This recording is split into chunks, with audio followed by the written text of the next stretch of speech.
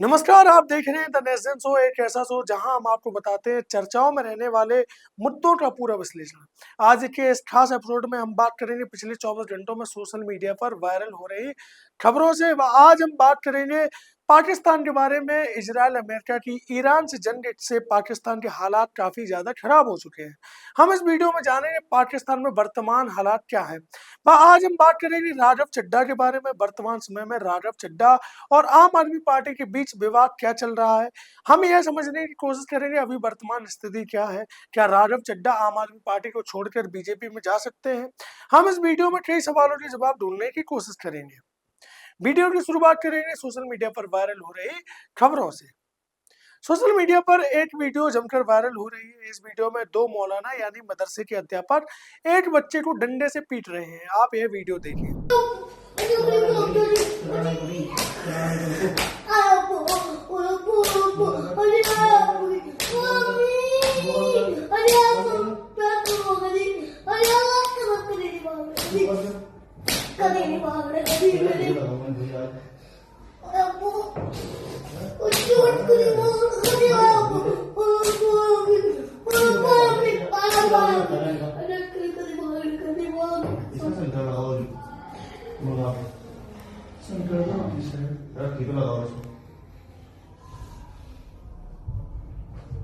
आपको बता दें ये वीडियो यूपी के सहारनपुर का वायरल हो रहा है। आप भी कहेंगे कि ये कोई मदरसा नहीं बल्कि टॉर्चर रूम है।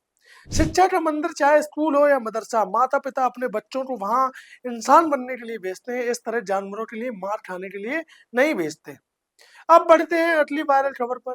बॉलीवुड की कई फिल्मों में हमने प्राइवेट अस्पतालों की लूट और सरकारी अस्पतालों के भ्रष्ट सिस्टम को देखा है, लेकिन असल जिंदगी में जब एक मजबूर परिवार के साथ ऐसा होता है तो इंसान अंदर से टूट जाता है। मध्य प्रदेश के रीवा से एक ऐसी ही घटना खुलेआम लुटाई की सनसनीखेज मामला सामने आया है, जिसने पूरे मेडिकल सिस्टम पर एक बहुत बड़ा सवालिया निशान खड़ा कर दिया है। घटना रीवा के सेमरिया थाना क्षेत्र के डरिया गांव की है। आदिम जाति कल्याण विभाग में कार्यवाहक लिपिक के क्लर्क के पद पर तैनात 60 वर्षीय राम भाई मिश्रा गुरुवार शाम करीब 6 बजे दफ्तर से घर लौट रहे थे, तभी उनकी मोटरसाइकिल दुर्घटनाग्रस्त हो गई। सिर में गंभीर चोटें आई और बहते हुए खून के साथ परिजन उन्हें तुरंत सरकारी अस्पताल में न्यूरो सर्जरी यूनिट में लेकर पहुंचे। परिजनों का आरोप है कि वहां 10 बेड का वेंटिलेटर था, लेकिन 2 बेड खाली भी थे। लेकिन स्टाफ ने झूठा बोला और कहा कि कोई वेंटिलेटर खाली नहीं है और कहा आप इन्हें प्राइवेट अस्पताल ले जाइए। मजबूरी में परिवार घायल राम भाई को रीवा के पीटीएस चौराहे के पास स्थित भगवती अस्पताल ले गया।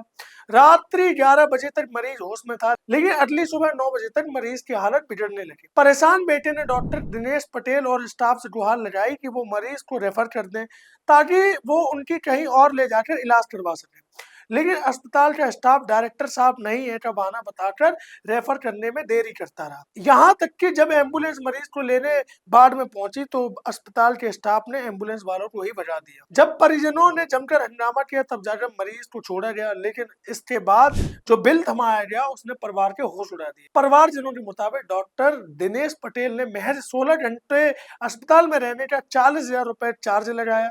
3 बार डॉक्टर विजिट के 6,000 रुपए जोड़े और कुल मिलाकर रात भर में 1 लाख रुपए का बिल थमा दिया। हद तो तब हो गई जब इस भारी भरकम रकम की कोई पक्की रसीद तक नहीं दी गई। आप इस वायरल वीडियो को ध्यान से देखिए। क्या मामला है? मैं यहाँ कल से मैं अपने मरीज को लेके रखा हूँ, ना तो कोई ट्रीटमेंट इलाज हो पा रहा है, ना तो कुछ मेरे पिताजी हैं, कुछ भी नहीं हो पा रहा है सही ढंग से, और मेरे साथ गलत व्यवहार किया जा रहा है। उनको कुछ भी। डॉक्टर कौन है? डॉक्टर दिनेश पटेल हैं। 1.25 लाख रुपए ले लिए और डिस्चार्ज करने के लिए 10 बजे से बोल रहा हूँ, 3 बजे अभी तक डिस्चार्ज नहीं किए। किसी तरह डिस्चार्ज किए तो फोटो का उसकी फाइल नहीं दे रहे हैं। मरीज हमारा माना सा। सवाल ये है कि क्या सरकारी अस्पताल जानबूझकर मरीजों को प्राइवेट अस्पतालों में शिफ्ट करवा रहे हैं? क्या कमीशन के इस काले खेल में इंसान की जान की कोई कीमत नहीं है? जब इस तरह खुलेआम एक मजबूर परिवार को लूटा जाएगा तो गरीब आदमी इलाज के लिए कहाँ जाएगा? प्रशासन आखिर मौन क्यों है? ऐसे अस्पतालों के ऊपर कार्रवाई क्यों नहीं होती है? अब बात करते हैं आज की सबसे वायरल खबर पर। ना राशन न गैस, तो गरीब आदमी जाएगा कहाँ? उत्तर प्रदेश के रायबरेली में इन दिनों रसोई गैस एलपीजी की ऐसी किल्लत मची है कि आम जनता का सब्र अब जवाब दे गया है। आलम यह है कि सिलेंडर के लिए अब तो हाथापाई और ईंट पत्थर चलाने की नौबत आ गई है। आप इस वायरल वीडियो को देखिए। वीडियो में आप साफ देख सकते हैं कि कैसे एक महिला का गुस्सा गैस एजेंसी के कर्मचारी पर फूट पड़ा। बताया जा रहा है कि यह महिला पिछले 4 दिनों से गैस सिलेंडर के लिए एजेंसी के चक्कर काट रही थी, लेकिन हर बार उसे खाली हाथ लौटा दिया जा रहा था। जब भूख और इंतजार बर्दाश्त से बाहर हो रहा था, तो महिला ने आप देखा न ताव देखा, सीधे गैस एजेंसी के कर्मचारी का गिरवा यानी कि कॉलर पकड़ लिया और जबरन अपना सिलेंडर खींचकर ले जाने लगे। जब कर्मचारी ने खुद को बचाने के लिए मोबाइल निकालकर वीडियो बनाना शुरू किया और पुलिस बुलाने की धमकी दी, तो महिला का पारा 7वें आसमान पर पहुंच गया। गुस्से में आग बबूला महिला ने पास में पड़ी एक ईंट उठाई और गैस गोदाम के बंद गेट को तोड़ने की कोशिश करने लगी। अब आप बताएं, गैस की समस्या से जो आम आदमी परेशान हो रहा है, इसके लिए जिम्मेदार कौन है? क्या एजेंसी वाले जिम्मेदार है या सरकार जिम्मेदार है? अपनी राय कमेंट में जरूर बताएं। आपने अभी तक देखा सोशल मीडिया पर पिछले 24 घंटों में क्या चर्चाओं में रहा। अब बात करेंगे पाकिस्तान के हालातों के बारे में। अमेरिका, इजरायल और ईरान के बीच भड़के युद्ध की सबसे पहली और सबसे भयानक आग अगर कहीं लगी है, तो वह हमारा पड़ोसी मुल्क पाकिस्तान। हालात इतने खराब हो चुके हैं कि वहां पेट्रोल और डीजल की कीमतें आसमान फाड़ रही हैं और देश के खजाने का ये हाल है कि खुद कैबिनेट मंत्रियों की 6 महीने की सैलरी रोक दी गई है। आइए द नेशन शो की इस डीप रिसर्च रिपोर्ट में समझने की कोशिश करते हैं पाकिस्तान के वर्तमान हालात क्या हैं। खाड़ी देशों में चल रहे युद्ध और स्ट्रेट ऑफ हॉर्मुज के बंद होने के कारण पूरी दुनिया में कच्चे तेल की सप्लाई ठप हो चुकी है। इसका सीधा असर पाकिस्तान पर पड़ा, जहां शहबाज सरकार ने 2 अप्रैल 2026 को पेट्रोल पर टैक्स 105 रुपए से बढ़ाकर 160 रुपए कर दिया। इसके चलते पेट्रोल 137 रुपए महंगा होकर 458 रुपए प्रति लीटर और हाई स्पीड डीजल 184 रुपए महंगा होकर 520 रुपए प्रति लीटर पर पहुंच गया है। लेकिन जब पूरे देश में हाहाकार मचा और जनता सड़कों पर उतरी, तो शुक्रवार आधी रात 3 अप्रैल को प्रधानमंत्री शहबाज शरीफ को देश के नाम संबोधन देकर पेट्रोल के दाम 80 रुपए प्रति लीटर कम करने पड़े। वर्तमान कीमतें पेट्रोल की आपको बता देते हैं। पेट्रोल 378 रुपए प्रति लीटर और डीजल 520 रुपए प्रति लीटर पाकिस्तान में चल रहा है। अपने संबोधन में शहबाज शरीफ ने बताया कि अंतर्राष्ट्रीय बाजार में कच्चे तेल की कीमतें $110 प्रति बैरल के करीब पहुंच चुकी है, लेकिन सरकार ने 129 अरब रुपए की सब्सिडी देकर पिछले 3 हफ्तों तक जनता के बोझ को कम किया है। आर्थिक संकट से निपटने के लिए उन्होंने एक मजबूत बड़ा एक्शन लिया कि देश के कैबिनेट मंत्री अब अगले 6 महीने तक कोई सैलरी वेतन नहीं लेंगे। पहले यह फैसला सिर्फ 2 महीने के लिए ही लगाया गया था। अब एक तरफ पाकिस्तान महंगाई से त्रस्त है, तो दूसरी तरफ भारत सरकार ने इस वैश्विक संकट के बीच अपने नागरिकों को बड़ी राहत दी है। कच्चे तेल की बढ़ती कीमतों के बावजूद भारत सरकार ने पेट्रोल और डीजल पर लगने वाले स्पेशल एक्साइज ड्यूटी में 10-10 रुपए प्रति लीटर की भारी कटौती की है।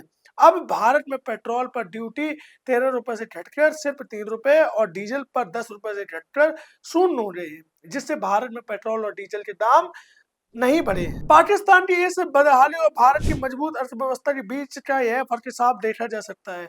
क्या आपको लगता है कि अगर अमेरिका ईरान का युद्ध लंबा चला तो पाकिस्तान पूरी तरह दिवालिया घोषित हो जाएगा? अपनी बेबाक राय कमेंट में जरूर बताएं। अब बढ़ते हैं आज की खास रिपोर्ट की तरफ।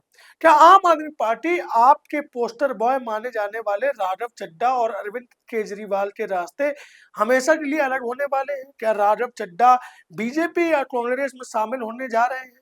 इस राजनीतिक भूचाल पर द नेशन शो की इस डीप रिसर्च और रिपोर्ट में हम आपको बताएंगे इस विवाद का अब तक का 100% पूरा और सबसे सटीक अपडेट।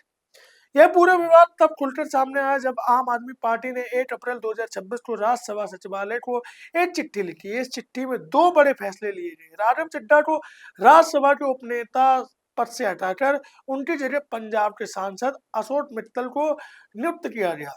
पार्टी ने राज्यसभा सचिवालय से साफ कह दिया है कि अब संसद में आम आदमी पार्टी के कोटे से राघव चड्ढा को बोलने का कोई भी समय ना दिया जाए। इस कड़े एक्शन के बाद 2 अप्रैल को राघव चड्ढा ने अपने सोशल मीडिया प्लेटफॉर्म एक्स पर अपना एक वीडियो पोस्ट करके चुप्पी तोड़ी। उन्होंने सीधे तौर पर पार्टी से सवाल किया, मुझे खामोश क्यों किया जा रहा है? मैं आम आदमी डिलीवरी बॉयज और टोल प्लाजा की लूट जैसे मुद्दे उठाता हूँ, जिससे जनता का फायदा होता है। तो इससे पार्टी का नुकसान क्या है? उन्होंने साफ कहा कि उनकी ये खामोशी उनकी अपनी मर्जी की नहीं है, बल्कि पार्टी ने उन्हें चुप कराया है। राघव चड्ढा पर हुई इस कार्रवाई के पीछे की असली वजह उनकी चुप्पी को माना जा रहा है। दरअसल जब अरविंद केजरीवाल दिल्ली शराब घोटाले में जेल गए और बाद में जब वो इस केस में बरी हुए, तब राघव चड्ढा पार्टी से बिल्कुल गायब थे। उन्होंने ना कोई प्रेस कॉन्फ्रेंस की और ना ही केजरीवाल के समर्थन में कोई बड़ा बयान दिया। संजय सिंह आम आदमी पार्टी के सांसद ने हाल ही में कहा था कि राघव चड्ढा की पब्लिक अपीयरेंस जरूर कम हुई है, लेकिन उनके बीजेपी में जाने की खबरें पूरी तरह से बकवास और निराधार है। संजय सिंह ने यह तक कहा कि अगर राघव कभी बीजेपी में जाते हैं तो सबसे पहले मैं उसका विरोध करूंगा। वहीं कांग्रेस नेता संदीप दीक्षित ने दावा किया कि राघव और केजरीवाल के बीच मतभेद इतने बढ़ चुके हैं कि वो जल्द ही बीजेपी का रुख कर सकते हैं। ताजा स्थिति यही है कि राघव चड्ढा तकनीकी रूप से अभी भी आम आदमी पार्टी के राज्यसभा सांसद हैं। उनका कार्यकाल 2028 तक है, लेकिन पार्टी ने उन्हें पूरी तरह से साइडलाइन कर दिया है। भविष्य के 3 ही रास्ते बचते हैं, या तो राघव चड्ढा पार्टी के सामने सरेंडर करके अपनी गलती मान ले, या वो 2028 तक बिना कुछ बोले सिर्फ संसद के सदस्य बने रहे, राज्यसभा के सदस्य बने रहे, या फिर वो इस्तीफा देकर किसी नई राजनीतिक पार्टी जैसे बीजेपी या कांग्रेस में जाकर अपनी नई शुरुआत करें। क्या आपको लगता है कि मुश्किल समय में केजरीवाल का साथ न देकर राघव चड्ढा ने गलती की है, या फिर पार्टी उनके साथ ज्यादा ज्यादती करेगी, या अरविंद केजरीवाल राघव चड्ढा की पॉपुलैरिटी से डर रहे हैं? आज द नेशन शो की इस वीडियो में हमने कई मुद्दों पर बात की। हमने जाना सोशल मीडिया पर पिछले 24 घंटों में क्या चर्चाओं में रहा।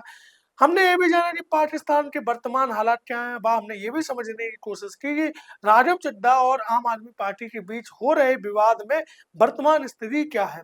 आप देख रहे थे द नेशन शो। वीडियो को देखने के लिए बहुत बहुत धन्यवाद।